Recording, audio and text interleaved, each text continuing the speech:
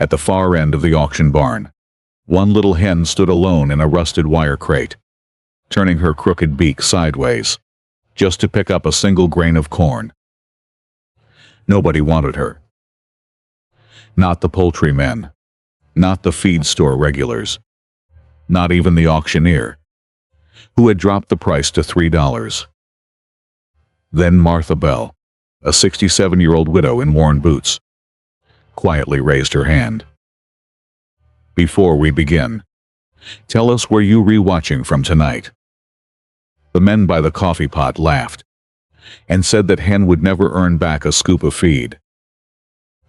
Because weeks later, Martha carried 2 small cartons into the farmer's market. Eggs that were not white, not brown, but pale blue. And before noon, the man who laughed first would set his coffee down and stop talking. Martha Bell first saw the Crooked-Beak Hen where auction barns usually put the things nobody expects to sell. At the far end, beside the empty feed sacks, in a rusted wire crate with a bent corner and straw kicked flat beneath her feet. The little hen stood alone, not sick enough to bring pity, not pretty enough to bring money, just wrong enough for folks to look once and move on. Her feathers were rough along the back, one foot turned slightly inward when she shifted her weight, but the thing people noticed first was her beak. The upper half curved sideways. Not terribly, just enough to make every bite a small problem. Someone had tossed a few grains of cracked corn into the crate. The hen lowered her head, aimed carefully, and missed. The grain jumped away. She turned her head sideways. Tried again. Missed again. A man walking past with a paper cup of coffee gave a short laugh. The hen did not know she was being laughed at. She only knew there was food in front of her. So she adjusted one more time. On the third try, she caught the grain, worked it carefully into her mouth, and swallowed. Martha Bell stood still with both hands in the pockets of her brown coat. She had not come to Cedar Hollow auction for trouble. She had come for practical hens. 2 or 3 if the prices stayed low. Layer pellets had gone up again at the co-op, and her 9 old hens were laying like they had made an agreement with winter and forgotten to tell her. That morning, before the fog had lifted off the lower pasture, Martha had opened Henry's old notebook on the kitchen table and written the numbers down. Layer pellets, 50 pounds, up 140 since January. Henry would have underlined it twice. Martha had only underlined it once.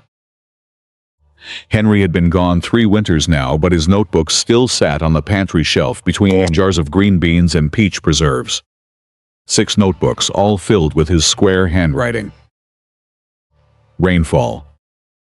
Frost dates. Feed costs. Egg counts. Which hens laid through December. Which ones quit the moment the wind turned sharp. Henry used to say a farm could forgive a lot of mistakes, but only if a person wrote them down and learned from them. After he died, Martha began using the last notebook. At first, she wrote only what had to be remembered. North fence loose. Buy oyster shell. 4 brown eggs today. Then, little by little, the notes became more than chores. Cold morning frost on trough, hens slow coming out. Sold 2 dozen eggs at market. Mrs. Wilkes said they tasted like the ones her mother kept. Dreamed Henry was fixing the coop door, woke up and fixed it myself. That was how Martha lived now. One chore at a time. One morning after another. She was 67 years old, though she rarely said the number unless a doctor or county clerk asked for it. She lived 12 miles outside Cedar Hollow, Tennessee, on 12 acres that had once felt small when Henry was alive and now felt larger every time she walked the fence line alone. The farmhouse was white with green shutters that needed repainting. The barn roof ticked in the sun and groaned when the wind came over the ridge. Behind the house, 2 garden rows waited for pole beans, tomatoes, squash, and okra, because Henry had always said a person with dirt and seeds was never truly poor. But dirt and seeds did not pay for feed, and old hens did not lay like young ones. So Martha had driven into town in her faded blue pickup, hoping for useful birds. Not show birds. Not fancy birds. Just hens with clear eyes, sound feet, and enough life in them to scratch through spring. The pickup was older than some of the men who still joked about it. The heater worked when it felt generous. The passenger door opened from the outside but not from the inside, which Martha considered inconvenient, not tragic. When the engine turned over that morning, coughed twice, and settled into a steady rumble, she patted the dashboard. "Good girl," she said. Now inside the auction barn, Martha walked the crate rows without hurry. Pretty birds cost too much. Perfect birds cost more. She was looking for what Henry used to call the useful middle. The birds nobody bragged about, but that still knew how to work. 2 Rhode Island red pullets caught her eye, but the bidding climbed past $16 each before Martha even took her hand out of her pocket. She moved on. A crate of 6 mixed hens looked promising until one sneezed twice and another stood with her eyes half closed. Martha moved on from those 2. Pity was one thing. Bringing sickness home to a small flock was another. Then she came back to the Crooked-Beak Hen. She did not know why at first. Maybe it was the way the little bird kept trying. Maybe it was the bright eye that followed movement in the barn. Maybe it was the fact that no matter how many times the grain slid away, the hen lowered her head again as if quitting had never occurred to her. Martha bent carefully, favoring her left knee, and looked closer. The hen's eyes were clear. That mattered. Her breathing was steady. That mattered too. Under the dust, her legs were not the clean yellow Martha expected from the brown layers she usually kept. They had a faint slate color. Her comb was small and low, almost pea-shaped. Around one side of her face, the feathers made a soft little beard that looked almost foolish on such a troubled bird. Martha frowned. She had seen that combination before. Not often. Not recently. Years ago, a neighbor had brought Henry an odd little hen nobody wanted because she looked like she had been put together from leftover parts. Henry kept her anyway. 3 weeks later, he came into the kitchen holding an egg the color of creek water under a cloudy spring sky. Martha had laughed then. Henry had not. He opened his notebook and wrote one line. "Odd little hen, blue-green eggs, worth keeping if she lays." Martha looked at the Crooked-Beak Hen again. Hope could get expensive on a farm. She knew that. A strange comb was not a promise. Slate-colored legs were not a guarantee. A soft little beard did not pay for feed. Still, the hen lowered her head toward another grain of corn. Missed. Adjusted. Tried again. And got it. A young man with a clipboard stopped beside Martha. "That one?" he asked, sounding surprised she was still looking. "What's her story?" Martha said. He shrugged. "Part of a lot from over in Mercer County. Man didn't want to winter the odd birds." "She sick?" "Not that I know of." "Old?" "Don't think so." "Mean?" The young man laughed. "Ma'am, that bird can barely win a fight with breakfast." Martha did not smile. "What do they want for her?" "Whatever somebody will pay." He glanced at the crate. "If somebody pays." Then he walked off before she could ask anything else. The sale moved quickly after that. Good birds went first. Fair birds went next. Then came the birds people bought, only because the price was low enough to forgive a flaw or two. The Crooked-Beak Hen waited. Every few minutes, Martha glanced back. Each time, the little hen was doing the same thing. lowering her head, missing, adjusting, trying again. There was nothing graceful about it. Nothing easy. But there was something steady. Martha had seen that kind of effort before. In animals. In people. In Henry during his last months, when buttoning his shirt took longer than it used to, and he still insisted on doing it himself.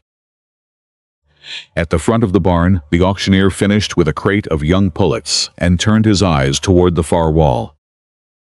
His voice changed when he saw the Crooked-Beak Hen. Not cruel. Not kind. Practical. The way people sound when they are handling something they do not expect to matter. Crooked-Beak Hen here, he called. Anybody want to start her at 5? Nobody raised a hand. A man near the coffee pot chuckled into his cup. The auctioneer looked around the room. $5 laying age, best I can tell. Still nothing. 3 then. A few heads turned not toward the hen but toward one another. That was how laughter started in Cedar Hollow. Not loud at first.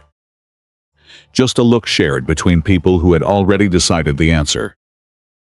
Martha felt the folded bills in her coat pocket. $22. She had come for practical hens. Birds that could help carry the egg count through spring. Not a problem in a rusted crate. Not a hen that would need a shallow dish, quiet space, and patience most people would not spend. But Henry's old sentence sat in her mind like a seed under dirt.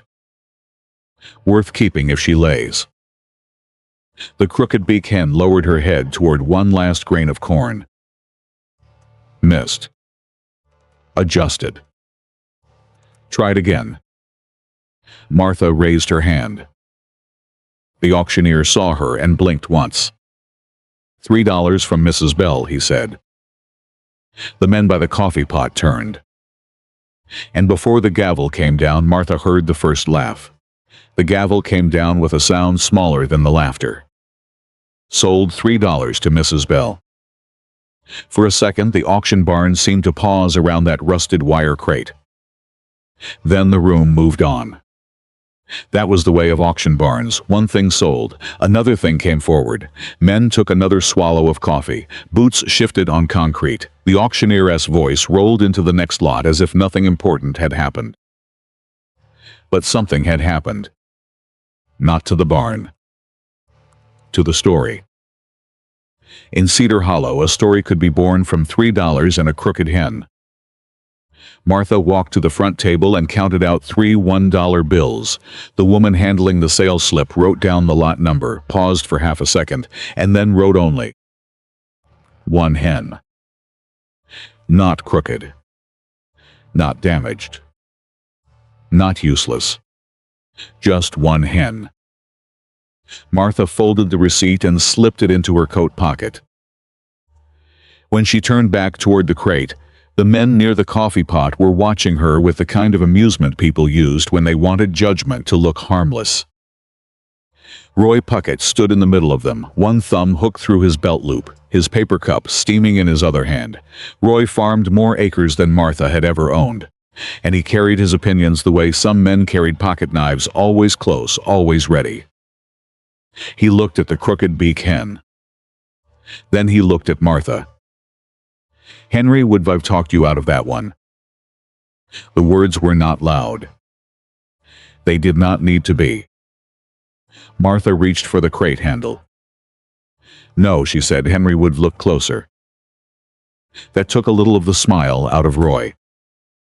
Not all of it. Enough. She lifted the crate carefully. It was lighter than it should have been, and that told her something before she had even gotten the bird home. Not enough weight, not enough feed getting in. Maybe the other hens had pushed her away. Maybe the feeder had been too deep. Maybe somebody had decided a crooked beak was cheaper to laugh at than solve. At the barn door, 2 women in quilted jackets stepped aside. One of them looked into the crate and lowered her voice. Bless her heart. Martha kept walking. In Cedar Hollow, bless her heart could mean 5 different things, and only one of them was kind.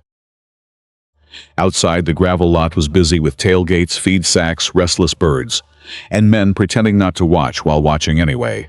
A rooster crowed from the bed of a red pickup as if he had personally won the morning. Diesel smoke hung low in the cold air. Martha set the crate in the back of her old blue truck. The hen shifted in the straw. A single grain of cracked corn rolled near her foot. She lowered her crooked beak, missed, adjusted, and tried again. Martha waited.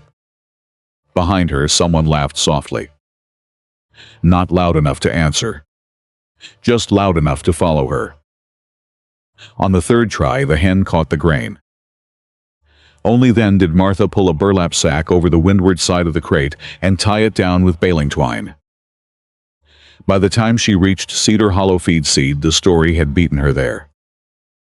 The bell above the door gave its tired little ring.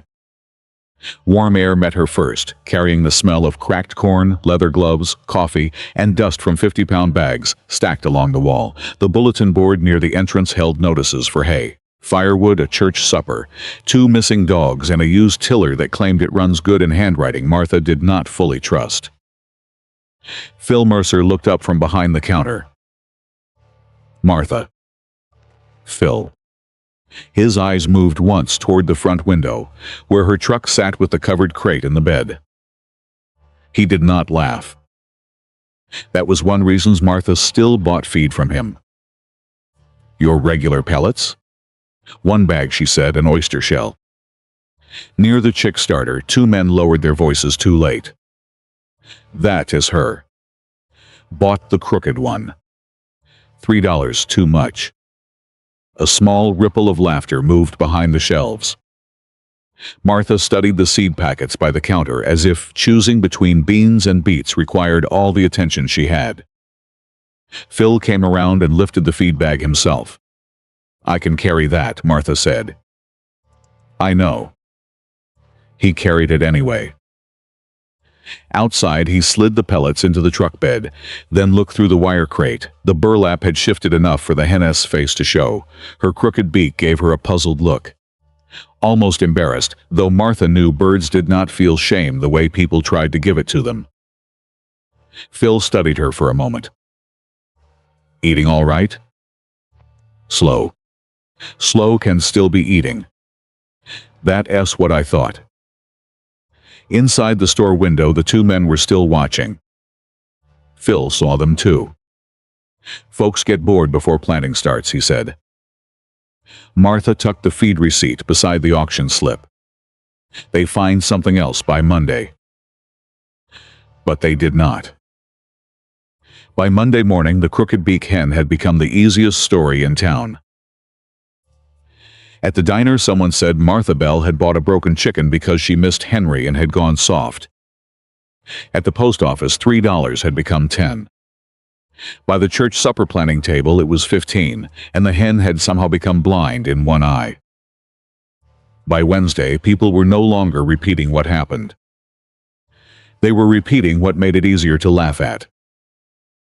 Roy gave that version its shape at the feed store.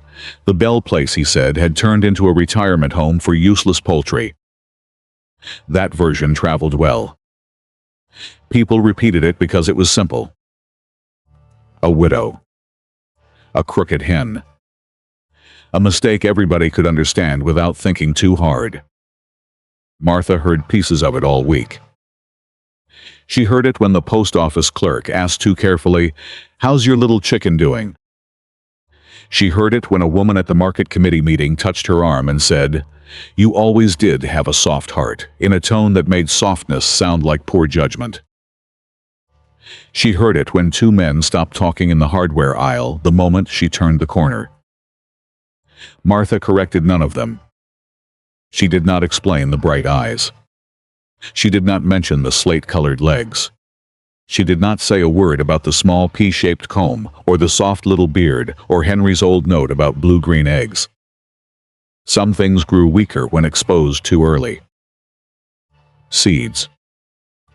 Dough. Possibilities. So Martha went home and got to work. The small coop behind the barn had not been used since the previous spring. Henry had built it years ago for young birds, low to the ground and tight against the wind, with a south-facing window that caught the afternoon light. It was not pretty, but Henry had never wasted much time making useful things pretty. Martha swept out the old straw, checked the latch, ran one hand along the baseboards for gaps, pressed her palm against the window frame to feel for drafts. Then she carried the crate inside and opened it. The hen stepped out cautiously. She did not flutter. She did not panic. She simply stood in the straw with one bright eye turned toward Martha, waiting to see what kind of place this was. Martha set down a regular feeder with a small scoop of pellets. The hen walked to it, lowered her head, missed, adjusted, missed again. On the third try she caught one pellet, but it took too long. Too much effort for too little food. Martha stood in the doorway with one hand on the frame. The laughter from town did not bother her much. Laughter could be survived. She had survived worse than laughter. But hunger was different. A hungry bird did not need pity. It needed a better dish. Martha went back to the farmhouse and opened the lower kitchen cabinet where old things lived, because they might be useful someday. She moved a chipped mixing bowl, a cracked saucer, and the lid from a jar she no longer owned.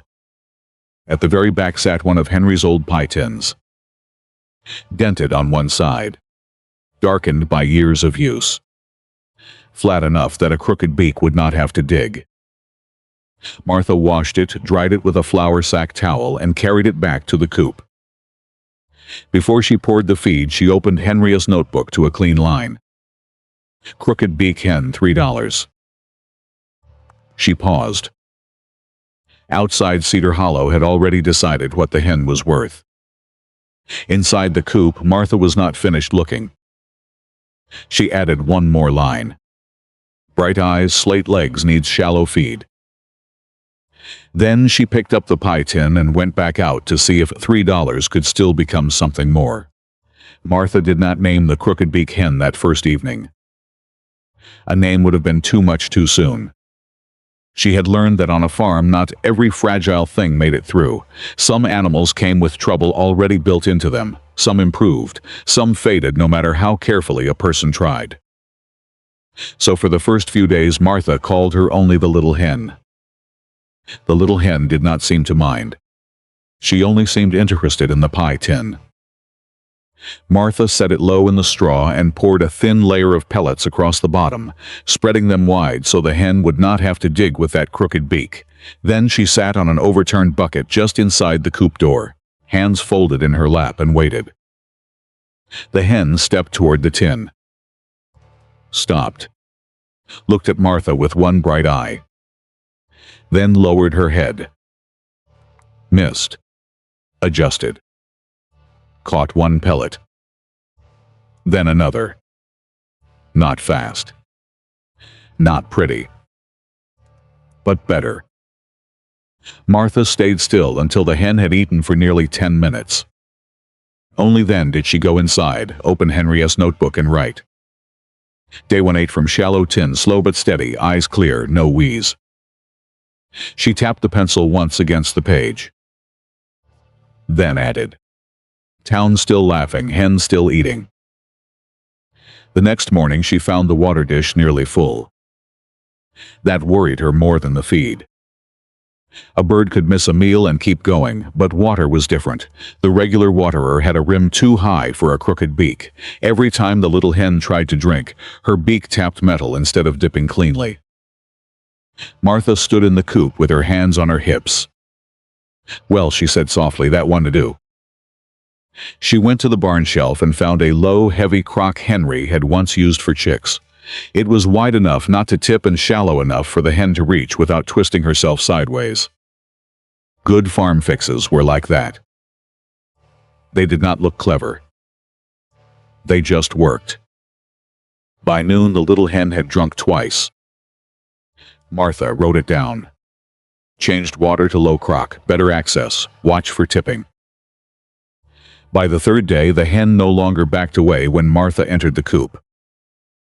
That was not love. Martha knew better than to call it that. Chickens were practical creatures. The little hen had simply learned that the woman in the brown coat brought feed she could reach, water she could drink, and quiet that did not push her. On a farm that was close enough to trust. Every morning Martha checked the same things. Eyes. Breathing. Comb color. Feet. Droppings. Feed left in the tin. Water level in the crock. At first she weighed the hen by feel, running one careful hand along the breastbone beneath the feathers.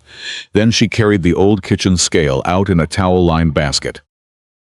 The number was lower than she wanted. Not dangerous, but low enough to explain a lot. The hen was not lazy. She was not useless. She had simply been losing a small argument with hunger every day. Martha did not try to fix it all at once. Too much too fast could be its own kind of harm.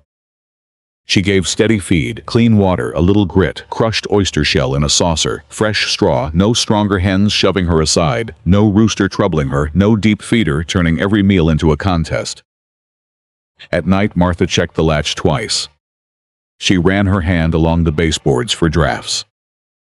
She tacked a folded feed sack over a narrow gap in the south wall and oiled the hinge on the little door because it squealed every time she opened it. The town kept talking. Martha kept writing. Day 4 ate well. Day 5 drank without trouble. Day 6 scratched near east wall. On the 7th day she weighed the hen again. 2 ounces heavier. Martha looked at the scale. Then at the Crooked-Beak Hen standing in the basket like she had been personally insulted by the whole procedure. "Don't get proud," Martha said. But she wrote the number carefully.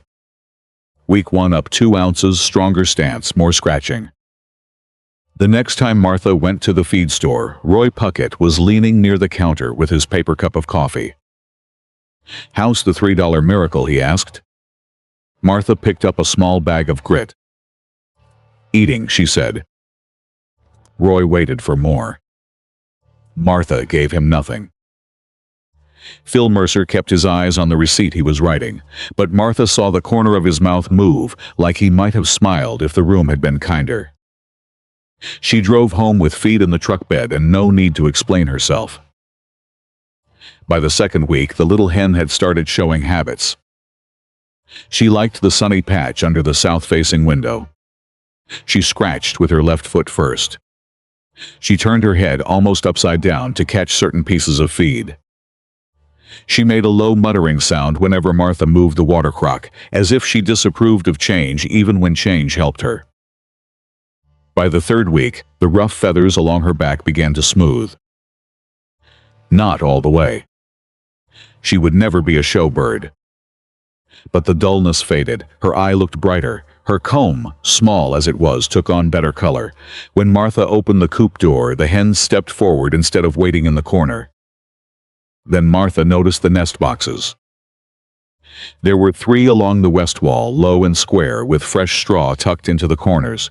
She had cleaned them when she prepared the coop, though she had not expected them to matter so soon. One morning, the little hen climbed into the left box.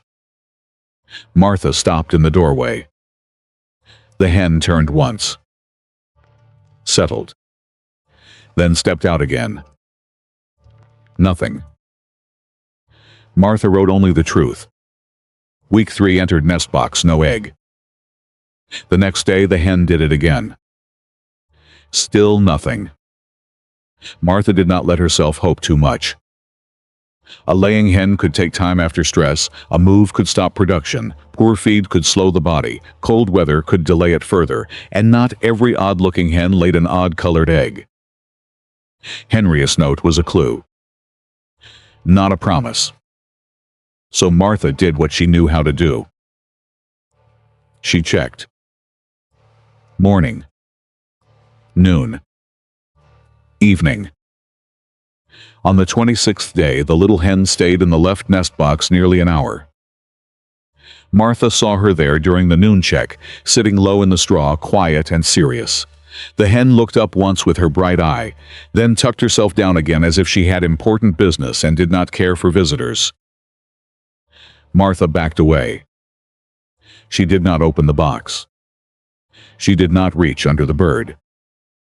Some things needed privacy to become what they were trying to be. She went inside and made coffee. Then forgot to drink it. At 2 o'clock, Martha returned to the coop. The hen was by the water crock, drinking in her crooked, careful way. The left nest box looked empty at first. Martha almost laughed at herself. Then she saw the straw pulled high against the back corner. She reached in gently and moved it aside. There, still warm against the wood, was one egg. Not white. Not brown. Not cream. Pale blue with a faint green softness beneath it, like creek water under a cloudy spring sky. Martha stood with the egg in her palm and did not move for a long while.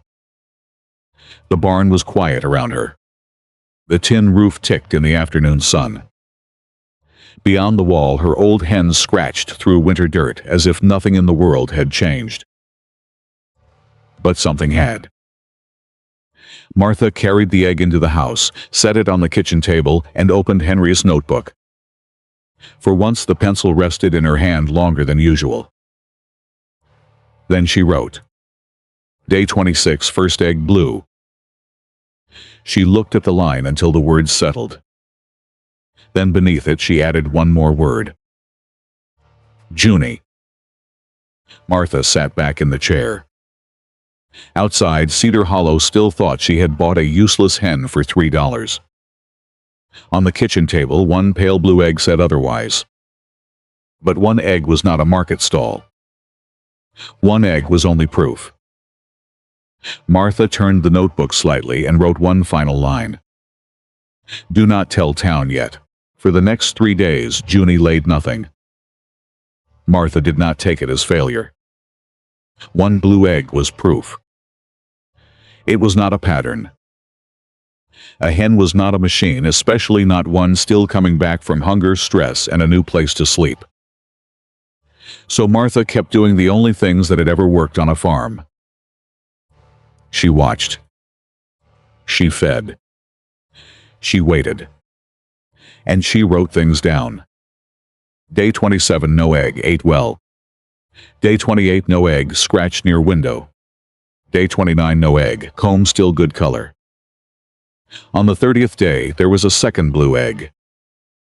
It sat in the left nest box under a curl of straw, smaller than the first but the same soft color, not bright like paint, not quite robin's egg blue, softer than that with a faint green at the edges. The kind of color a person looked at once, then looked at again. Martha picked it up with both hands.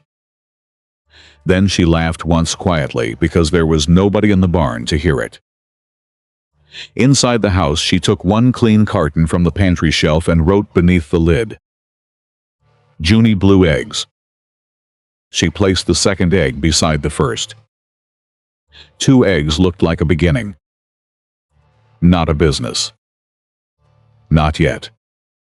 That week, Junie laid 2 more. Then nothing for 4 days. Martha did not push her.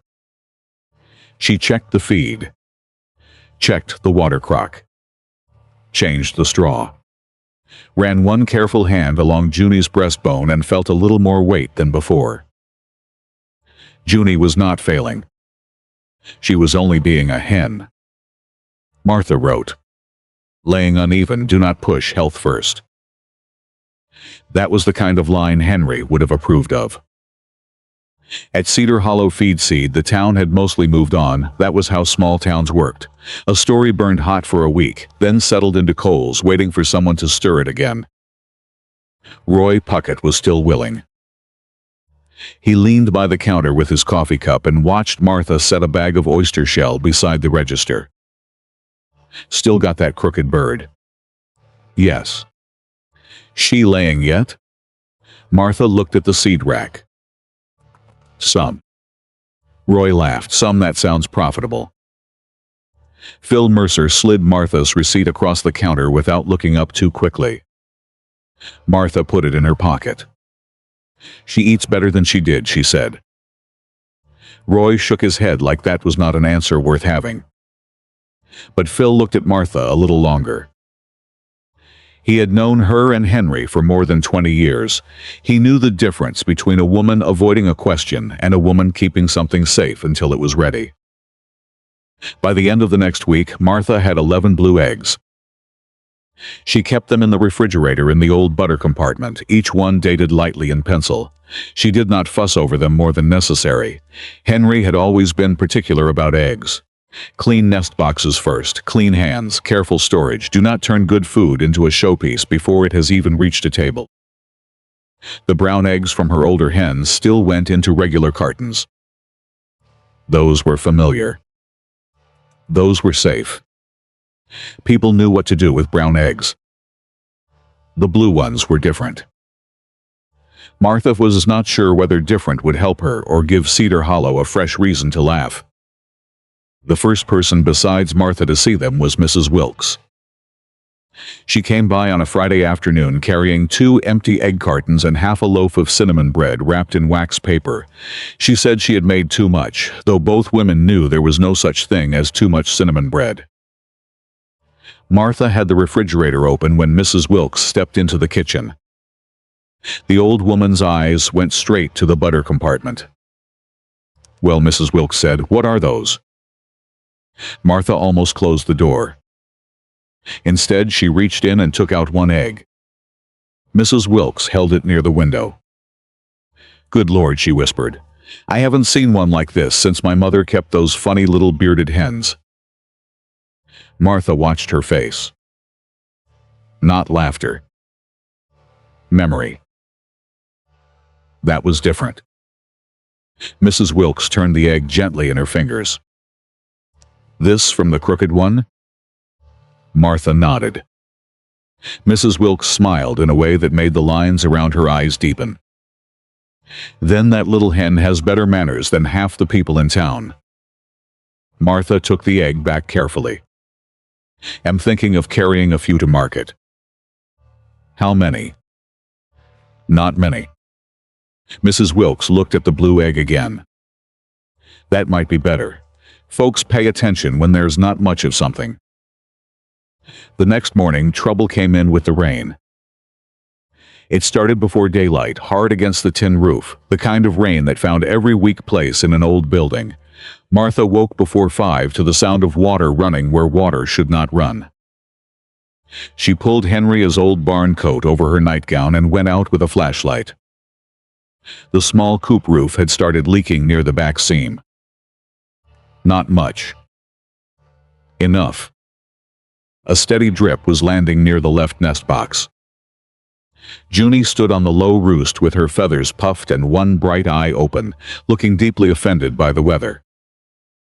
Martha moved her to a dry corner, wedged a shallow pan under the leak, and waited for daylight. After breakfast, she climbed the short ladder with a hammer, roofing nails, and a piece of scrap tin Henry had saved behind the barn for a reason he had never explained. By noon, the leak was patched. By evening, Junie had not eaten much. For 2 days after the storm, she laid nothing. Martha wrote it plainly. Storm stress, no egg, eating light. Second day after storm, no egg, better appetite. On the 3rd morning, Junie stepped into the nest box again. Martha saw her and kept walking past the coop as if she had not noticed. Some hens took offense at being watched, and Junie had opinions about nearly everything. At 11, there was another blue egg. Martha set it with the others and counted. 12. A dozen. She stood in front of the refrigerator for a long moment. A dozen could be sold. A dozen could also vanish too quickly to mean anything. So she waited. Another week passed. Junie laid 6 more. Then 2. Then none for a day. Then one more, slightly larger, with a deeper blue-green tint that made Martha hold it under the kitchen light longer than necessary. By the Thursday before market, she had 21 blue eggs. Not enough to fill a table. Enough to make people stop. Martha set them out gently on a clean towel and checked each shell under the kitchen light. She wiped only what needed wiping, packed them into 2 small cartons, and tucked a folded towel around them in the little cooler. 1 carton held a dozen. 1 held 9. She thought about waiting until she had 2 full dozen, but the Cedar Hollow Farmers Market only came twice a month, and eggs were not meant to become museum pieces in a refrigerator. Then she cut a square of cardboard from an old feed box and wrote a sign in black marker. Blue eggs. She looked at it. That was true. But it was not the whole truth. She turned the cardboard over and tried again. Blue eggs from Junie, the hen nobody wanted. Martha held the sign for a long while. Too much. Maybe. But Cedar Hollow had told its version for weeks. Martha figured Junie had earned 1 line of her own. On Friday afternoon, she packed the truck. Brown eggs in the larger cooler. 2 jars of peach preserves. A small basket of early greens from the garden row. The 2 cartons of blue eggs in the little cooler, wrapped like something breakable because they were. Before sunset, she went to the coop. Junie stood near the water crock, turning her crooked beak sideways in that careful way that had become familiar. Martha scattered a little feed into the shallow tin. "I'm not promising anything," she told her, "but we'll see." Saturday morning came clear and cool. The kind of morning that made people believe spring had finally made up its mind. Martha drove into Cedar Hollow before the church bell rang 8. The farmer's market was already waking around the square. Folding tables opened, baskets came out, coffee steamed from paper cups. Somebody arranged jars of honey so they caught the sun. Martha parked in her usual spot near the end, beside Mrs. Wilkes and across from a man selling turnips. She laid out the brown eggs first. Then the preserves. Then the greens. Last, she took out the 2 small cartons and placed them in the center of the table. For a moment, she almost put them back in the cooler. If nobody bought them, Cedar Hollow would have a fresh version of the same old joke.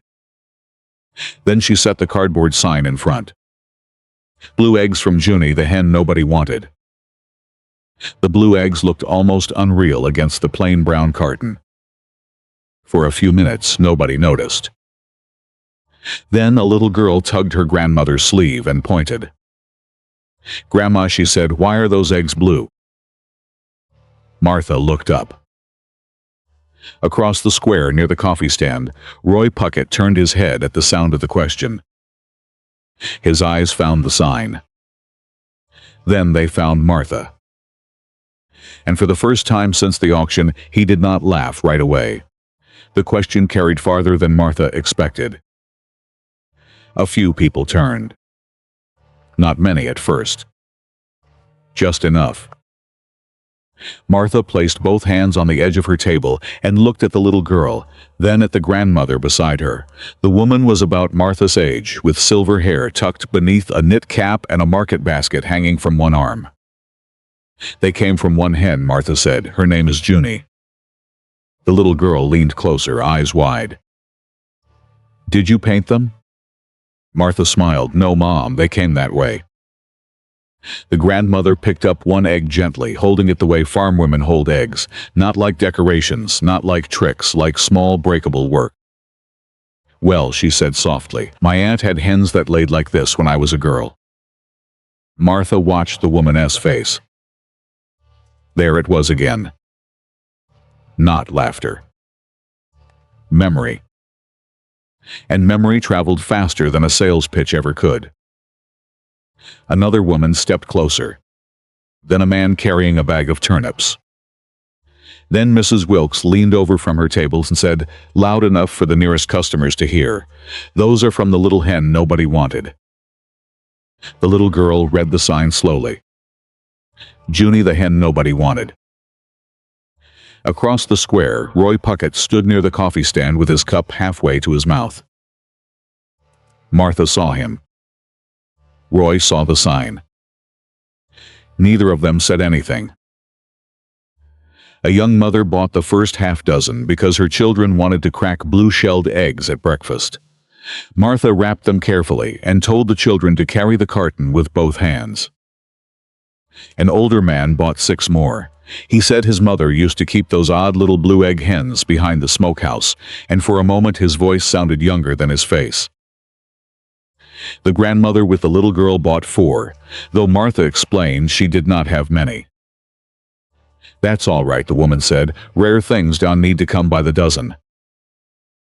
By 9:30, the first carton was empty, and the second had already been opened. People kept asking the same questions. Were they real? Did they taste different? Was Junie truly the Crooked-Beak Hen from the auction? Martha answered plainly. Yes, they were real. No, they tasted like good eggs from a well-fed hen. Yes, Junie was the same hen. No, Martha did not have many. She lays when she lays, Martha said, and I don't ask more of her than that. That answer seemed to please people more than if she had promised steady supply. It made the eggs feel less like a product and more like something earned. By 10:15, only 5 blue eggs remained. The brown eggs were still there. The peach preserves still had their place. The early greens had wilted slightly at the edges in the morning sun. But the blue eggs kept drawing people like a bell had rung over Martha's table. Phil Mercer came over from the feed store during a slow hour, wiping his hands on a shop towel. He looked at the sign.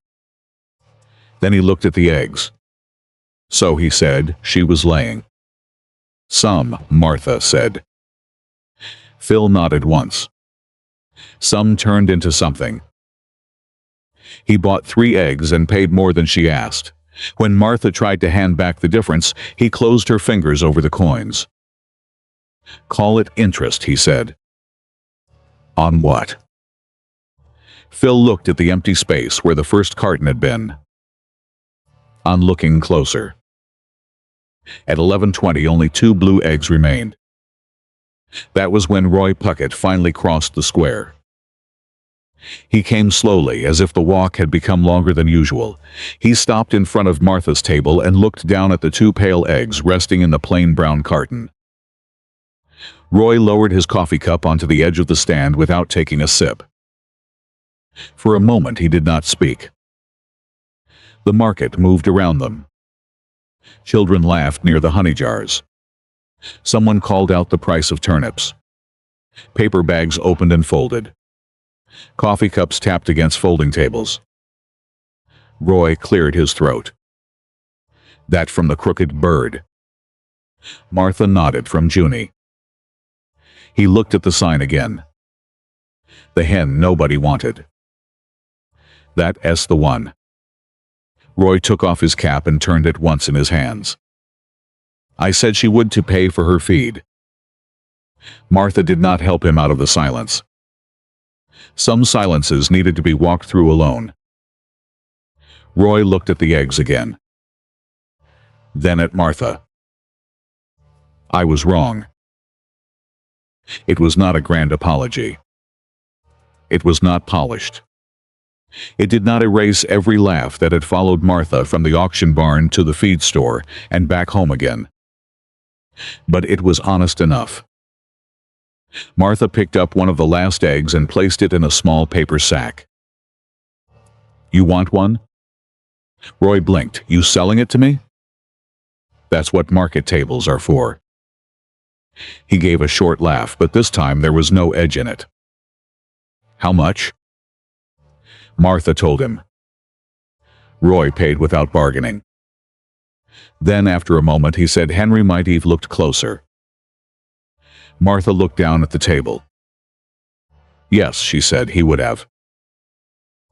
Roy tucked the paper sack into his coat pocket like it held something more delicate than an egg. At 11:40, Mrs. Wilkes brought over the last customer. A woman from 2 towns over had come to visit her daughter. She had heard there were blue eggs at the Cedar Hollow market and wanted one to take home for her granddaughter. Martha opened the carton. 1 egg left. The woman touched it with 2 fingers. "My grandmother kept chickens," she said. "I'd forgotten eggs could look like this." Martha wrapped it carefully. When the woman walked away, the small blue egg carton sat empty in the middle of the table. The brown eggs were still there. The preserves were still there. The greens were still there. But Junie's blue eggs were gone before noon. Martha turned the cardboard sign over and wrote 2 words beneath Junia's name. "Sold out." She set the sign back in place. For a while, people still came by just to look at the empty cartons. That surprised her. They asked when she would bring more. Martha gave the same answer each time. "When Junie feels like laying." Some laughed at that. Kindly. That was different. Near the end of market, the little girl from the morning returned with her grandmother. She looked at the empty carton and frowned. "They all gone?" "They are," Martha said. The child thought for a moment, then she reached into her coat pocket and placed a single grain of corn on Martha's table. "For Junie," she said. Martha stared at it. A single grain of corn. Small enough to lose. Enough to remember. She folded it into a napkin and placed it in her apron pocket. When the market ended, Martha packed the brown eggs, the empty blue cartons, the jars, and the greens back into the truck. Roy passed once near the end of the square and gave her a small nod. Not a performance. Not a speech. Just a nod from one farmer to another. That was plenty.